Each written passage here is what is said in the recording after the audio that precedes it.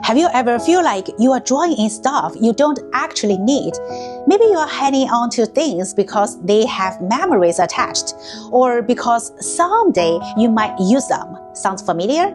If so, you are not alone. Today, I'm sharing 10 transformative mindsets that can help you let go of the clutter that's stealing your space and mental energy. By the end, you might be surprised by how freeing it is to let go. Let's dive in.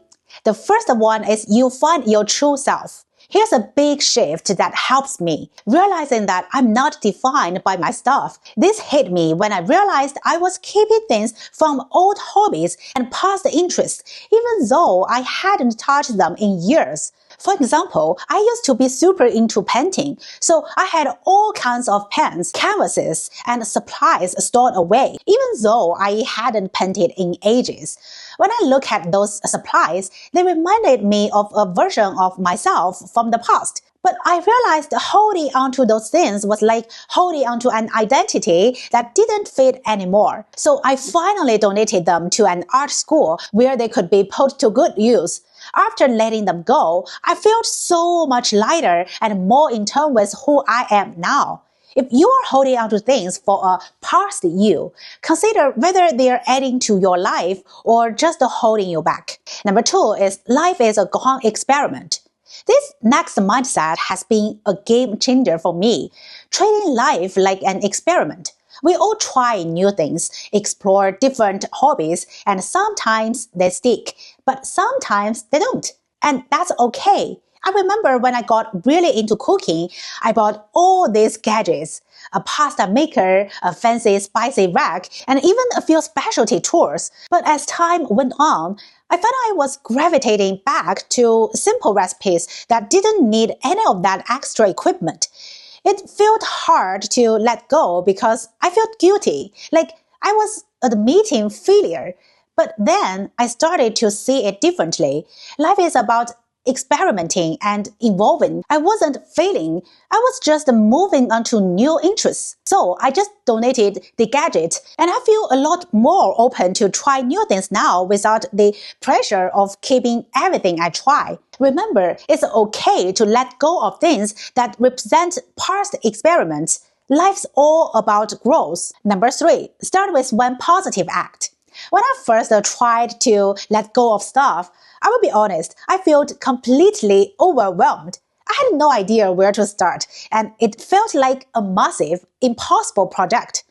But then I decided to start with just one positive act. I began by cleaning out one drawer in my kitchen, and I only let go of things that I absolutely knew I didn't need, like mismatched tableware and broken utensils. This small act gave me the confidence to keep going, and each little step made the next one easier. I eventually woke up to bigger spaces like my closet and storage room. What I learned is that the process doesn't have to be all or nothing. So if you are feeling stuck, start with one positive act. Donate a few items or recycle something you are not using. Even the smallest action can create huge momentum, and suddenly letting go doesn't feel so daunting.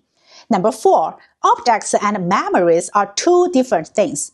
This is a tough one for me because I tend to attach a lot of memories to objects. I had this collection of old concert tickets from all the shows I've been to in my teens and 20s.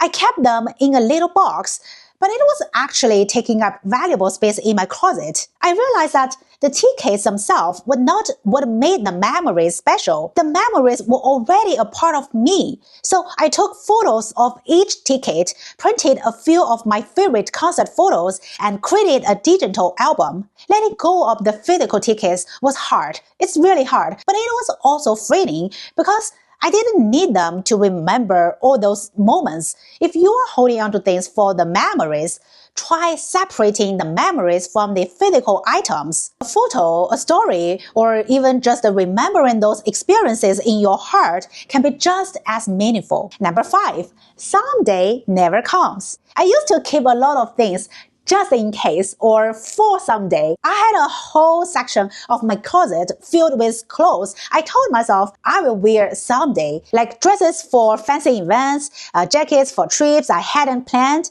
even shoes that were still in the box. But if I'm honest, most of these things just took up space and make it harder to find the clothes I actually wear. So one day I decided to face the truth. If I hadn't used them by now, it was unlikely I'd use them in the future. So I donated the items that were still in good condition. And you know what? I haven't missed a single thing. I learned that someday really ever comes. And letting go has made my daily life so much simpler. Instead of keeping things for a hypothetical future, I focus on what adds value to my life right now. Number 6, money and things are separate. This one was huge for me because I've definitely held onto things just because they were expensive. I had this jacket that I bought for way more than I'd usually spend. It was gorgeous, but I worn it maybe once or twice because it just didn't fit my style. Every time I saw it in my closet, I felt guilty for not wearing it more, but I also couldn't bring myself to let it go. One day, I realized that keeping it wasn't bringing my money back. It was only adding guilt. So I sold it online, and that relief I feel was priceless. I learned that my money was already spent, and hanging onto things for their price tag was just costing me more peace of mind. If you are keeping things just because they are expensive, remember that the true cost might actually be in the emotional weight they carry. Number 7, it's okay to let go of gifts. Well, gifts are one of the hardest things to let go of, especially if they came from someone close. I used to feel so guilty about letting go of gifts, like I wasn't appreciating the person's thoughtfulness. One example was a beautiful, elaborate vase I received. It was stunning, but didn't match my decor at all. For years, it sat in my garage because I couldn't bear to part with it. Eventually, I realized that the vase wasn't bringing me joy or serving any purpose, so I donated it. Letting go of that vase helped me understand that gifts are meant to add to our life, not become a burden. If there's a gift you are keeping out of obligation, remember that it's okay to let go. You're not losing the relationship. You are simply making room for things that genuinely bring you joy. Number 8, small steps are totally fine. Letting go doesn't have to be a huge, life-altering event. I found that taking small steps made it so much easier to stay motivated and avoid feeling overwhelmed. I started by focusing on just my bathroom. I only kept what I actually used, like my favorite skincare and a few everyday essentials.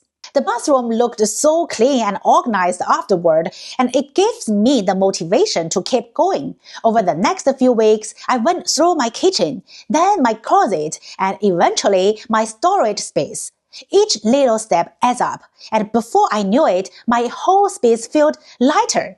If you are feeling intimidated, start small. Even the tiniest area can bring a sense of accomplishment and remind you that you are making progress. Number 9, letting go of heavy things will lighten your heart. I used to keep a lot of things that had heavy emotion ties, and I didn't realize how much they were weighting me down. For example, I kept a bunch of old photos and letters from a past relationship that ended on a hard note. I thought holding onto them would help me process everything, but in reality, they just make me feel stuck. One day, I decided to let them go. I shredded the letters and put the photos away, and it felt like I was releasing so much emotional weight.